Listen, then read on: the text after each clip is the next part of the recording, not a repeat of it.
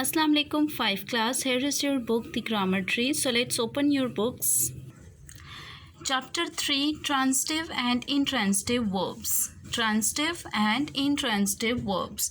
Students, in our previous lecture we have learned about subject, verb and predicate and the effect of verb on this in the sentence. Okay students, basically sentence can be divided into two parts. Sentence दो parts में divided होता है. One is called subject and other is called predicate. Subject कहते हैं हम काम करने वाले को, ठीक है, doer, okay, and predicate a part of sentence having verb stating something about subject. यानी प्रेडिकेट वो पार्ट होता है जिसमें हमें सब्जेक्ट के रिलेटेड पता चलता है, कोई बात स्टेटमेंट देते हैं, ठीक है, प्रेडिकेट उसको कहते हैं. फिर हमने कुछ एग्जांपल्स देखी जिसमें हमने देखा कि प्रेडिकेट में जो प्रेडिकेट होता है उसमें जो वर्ब होता है वो फिनिट वर्ब होता है, ठीक है, फिनिट वर्ब होता है. फिनिट वर्ब जो है predicate actually often consist of a finite verb and other verbs words like यहाँ देख लेते हैं एग्जांपल है boys are playing football. Boys are playing football. So in this example are playing, this is finite verb and football are other words, ठीक है. यानी ये पूरा प्रेडिकेट है, प्रेडिकेट में ये वर्ब आ गया और बाकी ये अदर वर्ड्स आ गए जिसने मिलकर प्रेडिकेट बनाया. ओके नेक्स्ट हमने सब्जेक्ट और वर्ब का रिलेशन देखा. सब्जेक्ट अगर हम सिंपल सेंटेंस लिखते हैं लाइक कमल रोट एन ऐसे, कमल wrote an essay. So in this sentence Kamal subject है, रोट वर्ब, ऐसे ऑब्जेक्ट हो गया, ठीक है. अब इसमें इस सेंटेंस में हम देखेंगे Kamal therefore is the subject of the verb wrote. यानी जो रोट है वर्ब, उसका जो सब्जेक्ट है वो कौन है, कमल है. लाइक हम पूछ रहे हैं कि कौन, who is writing a letter और एन ऐसे, यानी कौन ऐसे लिख रहा है, किसने ऐसे लिखा, तो किसने लिखा, कमल ने. सो कमल काम करने वाली यानी कर रही है काम. So it's Kamal is a subject of verb wrote. इसी तरीके से बाकी भी एग्जाम्पल्स हैं. और नेक्स्ट फिर बताया कि अगर हम सेंटेंसेस को एक्टिव से पैसिव वॉइस में लेकर जाएं, this essay was written by Kamal, floods are sold by this old man, all the crop will be destroyed by the terrible flood. तो इसमें क्या होगा, इसमें सब्जेक्ट जो है वो चेंज हो जाएंगे, ठीक है. अब द ऐसे, फ्लड्स, क्रॉप्स, ये क्या हैं, ये सब्जेक्ट्स हैं. ओके वैसे हमने पढ़ा सब्जेक्ट जो है वो काम करने वाला होता है, लेकिन वो काम करने वाला तब है जब वर्ब के अकॉर्डिंग, ठीक है, वर्ब जिस तरीके से सेंटेंस में लगा होगा उसी के अकॉर्डिंग सब्जेक्ट जो है वो काम करेगा, ठीक है. Now come on page number 10. और इसके अलावा स्टूडेंट्स हमने थर्ड पढ़ा था कि वर्ब जो है वो किसी एक्शन को, ज़रूरी नहीं है कि वर्ब किसी एक्शन को ही शो करे, बल्कि वो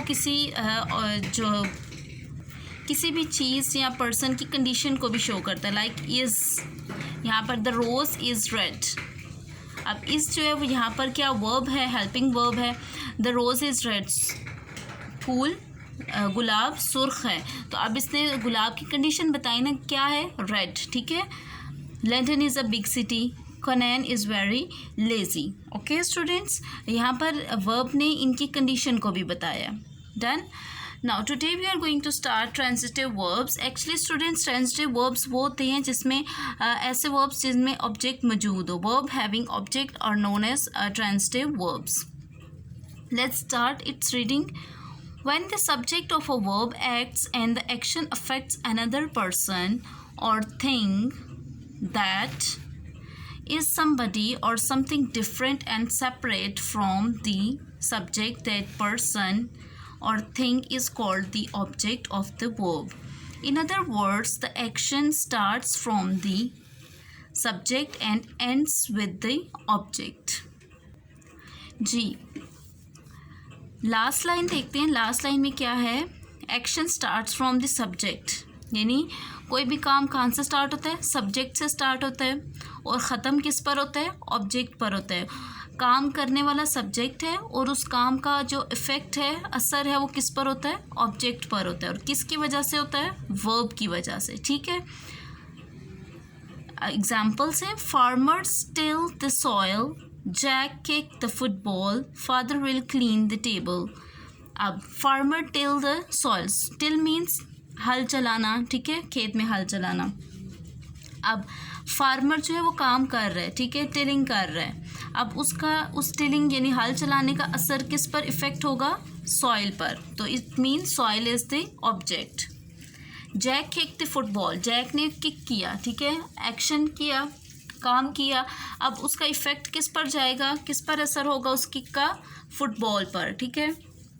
So football is the object in this sentence. Father will clean the table. Father will clean the table. अब फादर ने क्या क्लीन किया? अब फादर ने एक्शन किया क्लीनिंग का, तो उसका इफेक्ट किस पर हुआ? टेबल पर। तो टेबल पर क्या इफेक्ट हुआ?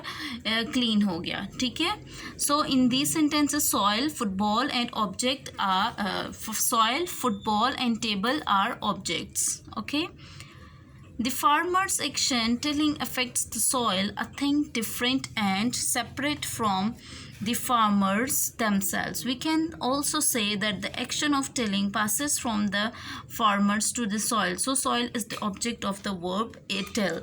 ये वही बात है स्टूडेंट्स जो मैं ऑलरेडी आपको बता चुकी हूँ कि जैसे फार्मर ने काम किया, ठीक है, उसका इफेक्ट किस पर पास ऑन हुआ?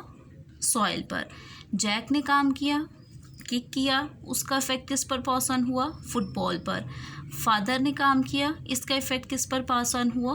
टेबल पर। Okay students, so to sum up, a verb which has an object is known as transitive verb. यानी हमने इसे क्या सीखा, क्या पढ़ा कि वर्ब जिसमें ऑब्जेक्ट मौजूद होता है उसको हम ट्रांजिटिव वर्ब कहते हैं, ठीक है। ये आपने डेफिनेशन याद रखनी है। To find out whether a verb has an object, we ask the question what or whom after the verb. Farmers till, यानी अब यहाँ farmer यहाँ पर सेंटेंस था ना, farmers till the soil। तो यहाँ पर अब हमने ऑब्जेक्ट देखने के लिए कि किसानों ने किस चीज़ पर किस पर हल चलाया, क्या किया, किस पर? सॉइल पर। तो इसका मतलब सॉइल क्या हुआ? ऑब्जेक्ट। इसी तरह जैक किक्ड, इसमें जैक ने किसको किक किया? फुटबॉल को। So football is the object. Father will clean, क्या क्लीन किया? Table. So table is the object. Okay, come on page number 11। Here are some more examples. Shazia ate an apple. He drives a car. I shall sing a song. So ate, क्या खाया? Apple. Apple is the object. Drives, क्या drive किया? Car. Shall sing, क्या गाएगी? Song. So apple, car and song are objects. और इसमें जो eight, drives, शैल सिंग, ये सब क्या हैं? ये वर्ब्स हैं। ओके, अब इसके अलावा एक और चीज़ है यहाँ पर। It is very different to remember that as in all the above examples, the object has to be somebody or something different from the subject itself. Secondly, as in the case of the subject, the object may have other words qualifying it like the in J, K, L or A or N is as in M, N, O. अब बात हो रही है कि object जो है वो subject से टोटली डिफरेंट होता है। कैसे? अब देखें, शाजिया एप्पल, ही कार, आई सॉन्ग, यानी ये टोटली सब्जेक्ट से डिफरेंट है। जब तक इसमें दरमियान में वर्ब यूज़ नहीं होगा तब तक सब्जेक्ट और ऑब्जेक्ट का कोई रिलेशन हमें नज़र नहीं आएगा, हमें नहीं समझ आएगी कि सब्जेक्ट जो है सब्जेक्ट का ऑब्जेक्ट के साथ क्या रिलेशन है, ठीक है। दूसरी बात, यहाँ तक तो हमने पढ़ लिया ऑब्जेक्ट, सब्जेक्ट, ये देख लिया। अब इसके अलावा जो ऑब्जेक्ट है उनको क्वालिफाइंग करने के लिए और भी वर्ड्स यहाँ पर मौजूद हैं, लाइक आ, एन, द, देखा पीछे हमने पढ़ा ऑन पेज नंबर 10। यहाँ पर हमने देखा the table, the football, the soil. Okay, तो ये वर्ड्स आ, एन, दी, ये क्या कर रहे हैं? ऑब्जेक्ट को मज़ीद क्वालिफाई कर रहे हैं। कैसे क्वालिफाई कर रहे हैं? आ और एन आपको पता है कि ये वन को शो करता है, ठीक है, सिंगल को शो करता है। तो फिर हमें इसमें क्या क्वालिटी इन्हांस हुई कि हमें पता चल गया Shazia ate an apple, Shazia ने एक सेब खाया, ठीक है, उसकी क्वालिटी में इजाफा हो गया ना ऑब्जेक्ट की कि उसने एक सेब खाया है। एक से हमें पता चल गया कि उसने सिंगल एप्पल जो है वो खाया है। द टेबल, द यूज़ होता है किसी चीज़ को पर्टिकुलराइज करने के लिए, ठीक है, स्पेशलाइज करने के लिए। So we usually use the word object to refer to the object word or object words, not to these qualifying words. It must be remembered, however, the object may in many cases consist of words which cannot be separated from one another, that is, they act as a single unit. यानी कुछ sentence ऐसे होते हैं जिसमें object के साथ कुछ ऐसे वर्ड्स होते हैं जिसको हम सेपरेट नहीं कर सकते, उनको हम as a single unit consider करते हैं, like an apple, a car, a song. Okay, ये एज अ सिंगल यूनिट काम कर रही हैं। सो स्टूडेंट्स, आज का हमारा लेक्चर यहीं तक है। आपने प्रीवियस लेक्चर को भी रीड आउट कर लेना है, सब्जेक्ट ऑब्जेक्ट वर्ब के रिलेटेड जो आपने पढ़ा, और आज का जो लेक्चर था ट्रांजिटिव वर्ब्स, इनको भी आपने अच्छे तरीके से लर्न कर लेना है। Okay students, take care and अल्लाह हाफ़िज़।